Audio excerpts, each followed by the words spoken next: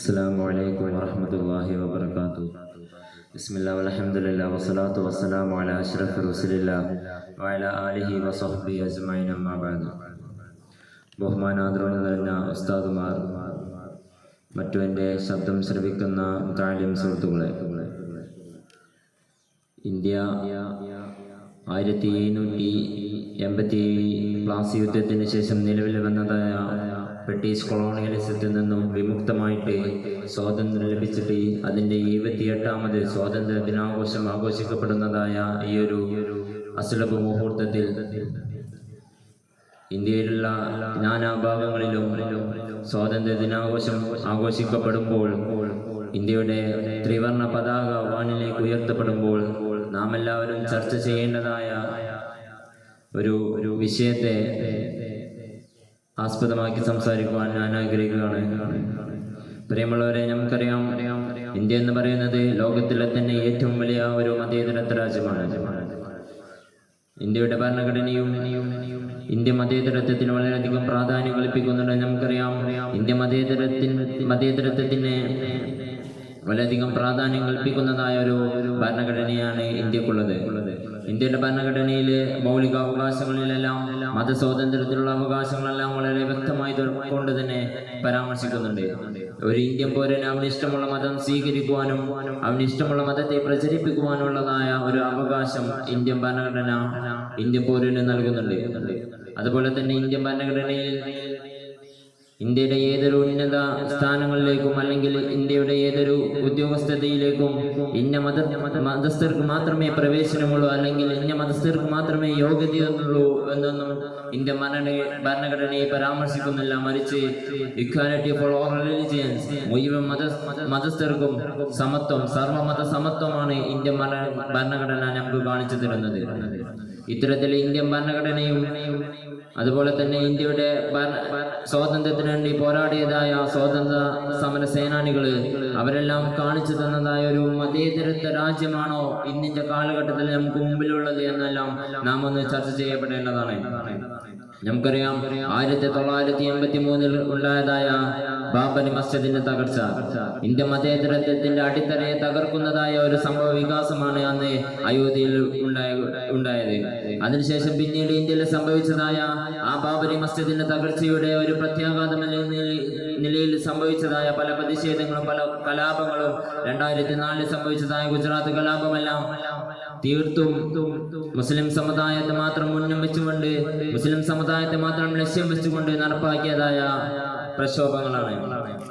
2004 കലാപങ്ങളിലെല്ലാം എത്രയോ മുസ്ലിം സമുദായത്തിലെ ആളുകളാണ് അക്രമത്തിനിരയാക്കപ്പെടുകയും അതുപോലെ തന്നെ മുസ്ലിം സമുദായത്തിലെ പല സ്ത്രീകളും ബലാത്കാരത്തിനെല്ലാം ഇരയാക്കപ്പെടുകയും ഉണ്ടായി. ഇത്തരത്തിലുള്ളതായ കലാപങ്ങൾക്കും പ്രതിഷേധങ്ങൾക്കുമെല്ലാം നേതൃത്വം നൽകിയത്, അതിനെല്ലാം ചുക്കാൻ പിടിച്ചത്, അതിന്റെ എല്ലാം കടിഞ്ഞാണ് പിടിച്ചത് ഇന്ത്യന്റെ ഇന്ത്യയെ ഭരിച്ചുകൊണ്ടിരിക്കുന്നതായ ഭരണകൂടമാണെന്നുള്ളത് നമുക്ക് എല്ലാം അറിയാവുന്നതായ ഒരു കാര്യമാണ്. അവരവരുടെ പാർട്ടിയുടെ നിലനിൽപ്പിന് വേണ്ടി ഇന്ത്യയിൽ അവരുടെ പാർട്ടി നിലനിർത്തിയാവുന്നതിന് വേണ്ടി ആളുകൾക്കിടയിൽ, ഇന്ത്യയിലെ തന്നെ ഏറ്റവും വലിയ ഭൂരിപക്ഷമായ ഹിന്ദുക്കൾക്കിടയിൽ ഇന്ത്യ എന്ന് പറയുന്നത് ഒരു ഹിന്ദുത്വ രാഷ്ട്രമാണ്, മറ്റു മതസ്ഥർക്കെല്ലാം ഇന്ത്യയിൽ യാതൊരുവിധ അവകാശവുമില്ല എന്നുള്ളതായ വിദേശ പ്രസംഗങ്ങളെല്ലാം ഇറക്കിക്കൊണ്ട് ഇന്ത്യയിലെ ന്യൂനപക്ഷങ്ങളെ അക്രമത്തിന് ഇരയാക്കുന്നതായ പല കാര്യങ്ങളുമാണ് നമുക്ക് കാണാൻ സാധിച്ചിട്ടുള്ളത്. ഇത്തരത്തില് ആളുകൾക്കിടയിൽ ഹിന്ദുത്വ രാഷ്ട്രം എന്ന് പറയുന്നതായ ഒരു ആശയം ഇറക്കിക്കൊണ്ട് ആളുകളെ ഭിന്നിപ്പിലേക്ക് നയിക്കുന്നതായ ഒരു ഭരണകൂടമാണ് നമ്മുടെ എല്ലാം ഭരണത്തില് ഇന്ത്യയെ ഇപ്പോൾ ഭരിച്ചുകൊണ്ടിരിക്കുന്നത്. 2014 അവർ ഭരണത്തിന് വന്നതിന് ശേഷം പിന്നീടുണ്ടായ 10 വർഷത്തിൽ നടപ്പാക്കിയതായ പല ബില്ലുകളും നാം ഒന്ന് പരിശോധിക്കുകയാണെങ്കിൽ തീർത്തും ന്യൂനപക്ഷങ്ങളെ അടിച്ചമർത്തുന്നതായ പല ബില്ലുകളുമാണ് അവർ പാസ്സാക്കിയിട്ടുള്ളത്.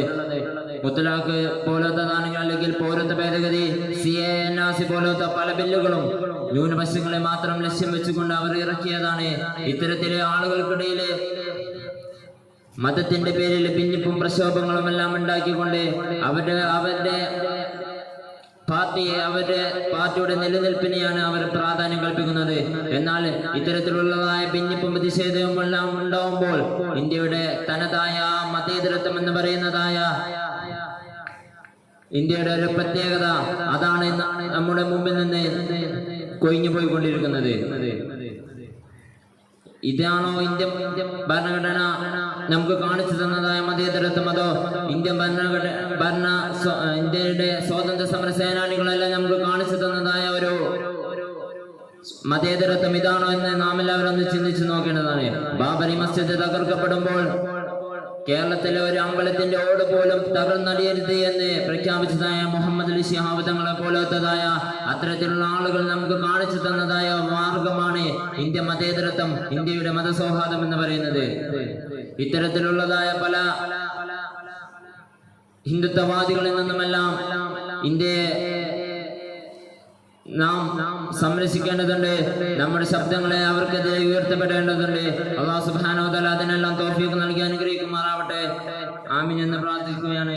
എനിക്കിന്ന് ഇവിടെ കിട്ടിയിരിക്കുന്നതായ കർത്തവ്യം ഈ ഒരു പ്രോഗ്രാമിന് സ്വാഗതം അർപ്പിക്കുക എന്നുള്ളതാണ്.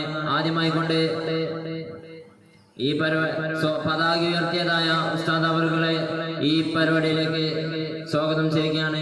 അതുപോലെ തന്നെ ഖിറാത്ത് അവതരിപ്പിച്ചതായ അർഷദിനെയും ഈ പരിപാടിയുടെ ഉദ്ഘാടനം കർമ്മം നിർവഹിക്കാനിരിക്കുന്ന ഉസ്താദ് അവറുകളെയും അതുപോലെ തന്നെ ഇതിന്റെ കടിഞ്ഞാൻ പിടിക്കുന്നതായ സോലി വിപിയെയും ഈ പ്രോഗ്രാമിൽ പ്രതിജ്ഞ അർപ്പിക്കുന്നതായ അബ്ദുറഹ്മാനെയും അതുപോലെ തന്നെ ഈ പ്രോഗ്രാമിലെ മുഖ്യ പ്രഭാഷണമായി കൊണ്ട് സ്വാതന്ത്ര്യദിന സന്ദേശം നമ്മിലേക്ക് നൽകുന്നതായ മുസ്തജാബ് MT-യെയും ഉറുദു സ്പീച്ച് നടത്തുന്നതായ സദ്ദാം ഹുസൈൻ അതുപോലെ തന്നെ ഇംഗ്ലീഷ് സ്പീച്ച് നടത്തുന്നതായ അർഷദിനെയും ഗാനം അവതരിപ്പിക്കുന്നതായ അൻസിനെയും അവസാനമായി കൊണ്ട് ഈ പരിപാടിക്ക് നന്ദി അർപ്പിക്കുന്നതായ സ്വാദിഖിനെയും എല്ലാവരെയും ഈ പ്രോഗ്രാമിലേക്ക് ഒറ്റ വാക്കുകൾ സ്വാഗതം അറിയിച്ചുകൊണ്ട് ഞാൻ എൻ്റെ വാക്കുകൾ ഉപസംഹരിക്കുകയാണ്.